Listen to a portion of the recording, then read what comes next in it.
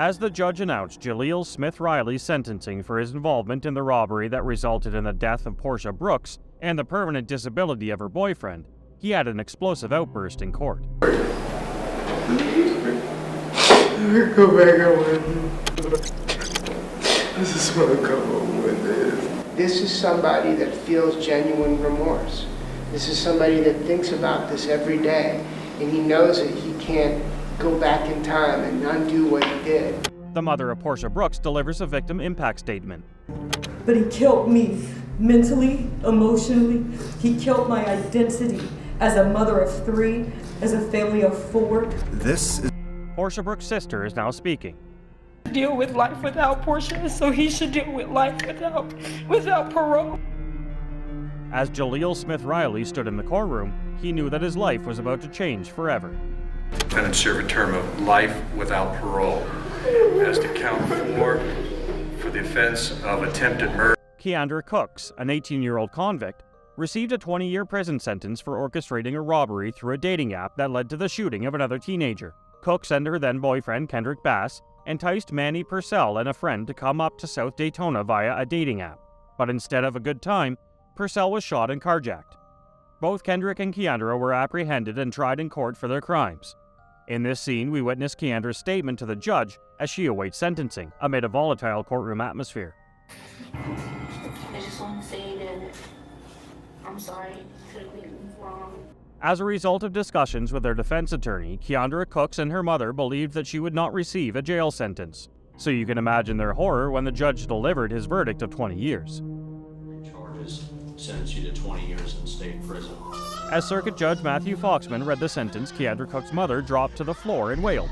The house of grief from Cook's mother was so loud that the judge had to later restate the sentencing for the clerk.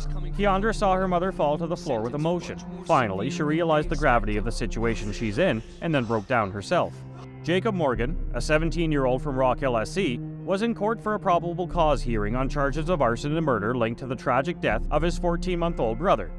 As prosecutors claimed that Morgan had intentionally and maliciously set the fatal fire, causing his brother's death, the courtroom was filled with tension. The teenage convict's reaction to the accusation was nothing short of explosive, as he began to freak out and display signs of extreme distress. The tragic nature of the case highlights the urgent need to address issues of mental health and violence prevention among youth, and provide effective support to those in need before it's too late. The mouse that it would take to set a fire in the bedroom where the child is in the crib sleeping. A burn pattern that goes from underneath that child towards the door of the bedroom that is caused by likely something. It's a significant burn pattern as he described it. It could have been alcohol, it could have been something else that gets consumed by the fire, but a significant burn pattern shows that there is something set significant and intentional. And at that point, to start a fire in that room is the innocent, to walk away, not trying to escape that fire, and immediately starting another fire in the living room. And then to claim it's an accident, that it got out of control, that's an extreme recklessness, and that's intent, that's maliciousness, that's a definition of malice. And as you walk away from the fire that you've just lit in another room with a small baby, walk into the front room, light that fire, and then leave the residence standing outside watching it burn. Dylan Schumacher, a teenage convict, was found guilty of second-degree murder and child abuse charges after beating his girlfriend's 23-month-old child while babysitting. He appeared in the Buffalo, New York courthouse for his sentencing, crying and expressing remorse for his actions. Despite his emotional display, he was still convicted by the jurors, leading to a shocking reaction from the teenage convict. I didn't mean to kill Austin. Ashley, I really didn't. I really think I did that. I didn't mean to hurt him. The text above mentions that a phone call between Dylan Schumacher and his mother was recorded while he was awaiting his trial. No further details are provided. Now, listen to the judge on what Schumacher said to his mother. In a phone call to your mother from the holding center, you stated, and I got a quote from the court reporter, "I am a 16-year-old blonde. Probably all I have to do is cry in front of the jury, and they're going to feel sorry for me." I can't take back what was done. I wish I could. I would give my life for Austin. Schumacher was later sentenced to the maximum punishment, but that sentence was later modified to 18 years to life. Martise Fuller is on trial in Kenosha County, Wisconsin. He is accused of breaking into his ex-girlfriend's house armed with a handgun and killing her. as well as attempting to kill her mother, who survived the shooting and identified Fuller to the police. Fuller is 15 years old. Fuller pleaded not guilty, but the jurors disagreed. We, the jury, find the defendant guilty of first-degree intentional homicide. Martise Fuller displayed a rare show of emotion during his trial after being convicted on 3 counts. In one of the most dramatic moments ever seen in a courtroom, Martise Fuller made a statement during his sentencing after being found guilty of killing his ex-girlfriend and attempted to kill her mother. Despite being convicted, Fuller maintained his innocence, and his emotional outburst drew the attention of everyone in the courtroom. As he was sent to prison for the rest of his life, his words lingered in the minds of those who witnessed the powerful scene. Judge, Mr. Fuller's prepared a statement that he asked that I read on his behalf. Okay. Martise writes, I wanted to write this giving my sincerest apologies to this family I once shared time and love with. Truthfully, I am sorry about the pain you've all suffered through, but more importantly, the loss of my ex-girlfriend Kaylee that I loved too. But I have to continue to stand innocent because I am.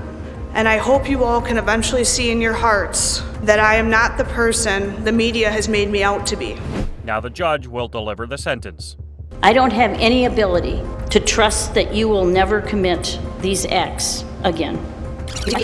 So in the interest of protecting the public, acknowledging the seriousness of these acts, the court orders that on count 1 you are sentenced to life in prison without eligibility for extended supervision. Shondell Jackson is facing sentencing for the murder of college student Nathan Potter. Jackson and a friend were on the lookout for victims when they spotted Potter leaving a bar. They demanded money from him, but when he couldn't produce any, Jackson shot and killed him. Although Jackson fled to Mississippi, he was eventually apprehended thanks to a tip from his uncle. During the trial, Jackson made gestures towards the victim's family and smiled at them as he was escorted out of the courtroom. Before his sentencing, Jackson's mother told the court that she first learned about the killing on television. When I saw it on the news, I even cried. I'm like, oh my God, I can't imagine what that mother is going through. I never had a clue that my child had anything to do with it. My son is not a monster. He is not a monster. Shondell Jackson now apologizes for what he has done. I apologize for my behaviors. Please don't take my life from me. When the judge delivered the news that Shondell Jackson would receive a life sentence in prison with no chance of parole, he had a violent outburst.